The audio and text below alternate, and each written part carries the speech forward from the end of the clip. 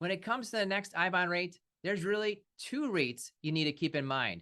It's not just the inflation rate that you've been paying attention to the last 2 years, it's also the fixed rate. Unfortunately, there is no formula for the fixed rate, but we can make some pretty good guesses based on what's going on. Let's break it down here. When we take a look at the real interest rates back in April of 23, they were in the 1.2, 1.3 area. They were actually at a really high point for the prior 15 years. That's why you saw a fixed interest rate of 0.9% being announced in May of 2023 for the I bonds.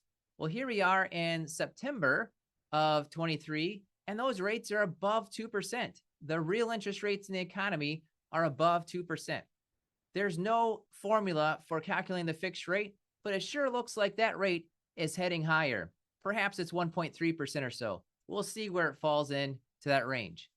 Then there is the interest rate based on inflation. That's based on CPI, and you get to see those numbers every single month. Right now, if you take a look at where things are projected to go, the projection is maybe around 3.5% or so. If there's no inflation at all for the final month, you're looking at about 3%. So 3 to 3.5% is kind of where you're looking. Right now, it's 3.4% for the current interest rate right now.